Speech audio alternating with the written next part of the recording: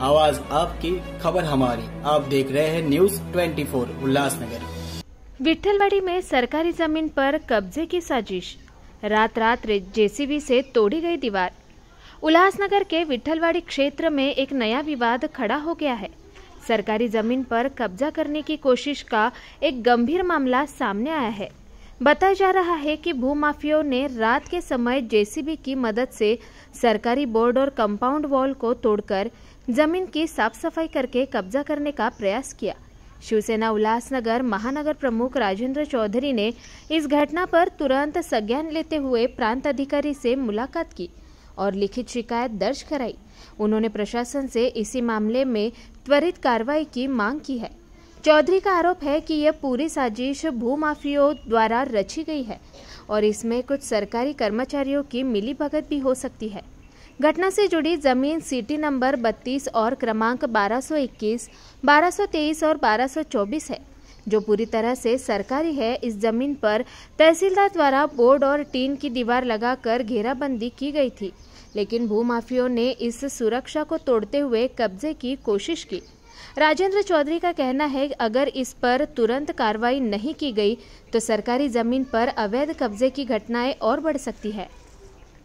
नाही हो, बरोबर आहे। विठ्ठलवाडी या ठिकाणी शासकीय भूखंड आहे आणि त्या भूखंडावर शासनाच्या वतीने तहसीलदारांच्या माध्यमातून शासकीय भूखंड असा बोर्ड लावलेला आहे आणि त्या बोर्डाला पत्र्याची बाउंड्री त्या प्लॉटला मारलेली आहे। अशी बाउंड्री मारली असताना बोर्ड असताना एखादा भूमाफिया ती रात्रीच्या वेळेला जेसीबी मशीनद्वारे ती जागा साफ करून ती जागा हडप करण्याचा प्रयत्न करतो आणि त्याला काही शासनाचे खालच्या लेवलचे अधिकारी मदत करतायत अशी रीतसर लेखी तक्रार मी प्रांत अधिकाऱ्यांना आज दिलेली, त्यांच्याशी चर्चा केलेली आहे। या अशा पद्धतीने जर अधिकाऱ्यांच्या माध्यमातून अधिकाऱ्यांना हाताशी धरून शासकीय भूखंड हडप करण्याचा प्रयत्न या अगोदरही झाला, आत्ताही होतोय, त्यांच्यावर फौजदारी गुन्हा दाखल करा अशी मागणी मी केलेली आहे। ती जर हे अधिकारी करणार नसतील तर त्या अधिकाऱ्यांच्या विरुद्धही आपल्याला त्या स्थानिक लोकांना घेऊन तिथल्या आणि मी लोकप्रतिनिधी म्हणून शासनाच्या विरुद्ध आंदोलन करेन।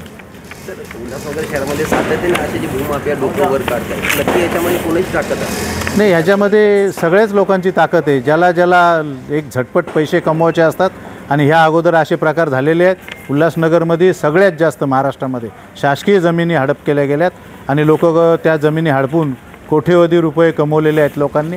अशा लोकांवर कारवाई नाही होत, त्याचं कारण शासकीय अधिकारी त्याला सहभागी असतात, शासकीय कर्मचारी त्यामध्ये सहभागी असतात, म्हणून त्यांची हिंमत होते आणि ते लोक या अशा शासनाच्या जमिनी हडप करतात। सदर प्रकरणावर कारवाई नाही झाली, शिवसेना स्टाईलने त्यांना उत्तर दिले जाणार आहे। अशा प्रकारे उत्तर दिल्या जाईल आणि ह्या जागेमध्ये तर खास करून की मी त्या वार्डाचा लोकप्रतिनिधी आहे, माझ्या वार्डात ती जागा आहे, शासनाची जागा आहे। शासनाने त्या सिंध नॅशनल हायस्कूलला लीजवर दिली होती आणि ती लीजवर दिलेली जागा यांनी हडप केलेली आहे। लोक म्हणतात तिथे शाळा आहे, कॉलेज आहे, पण शाळा आणि कॉलेज चालवणारे कोट्यवधी रुपये कमवत आहेत, लाखो रुपये लोकांकडून फी घेत आहेत, तेव्हा ॲडमिशन देत आहेत। फुकट कुठले वस्तू कोणाला शिक्षण दिल्या जात नाही, म्हणून अशा संस्था असली तरी त्यांच्यावर कारवाई झाली पाहिजे।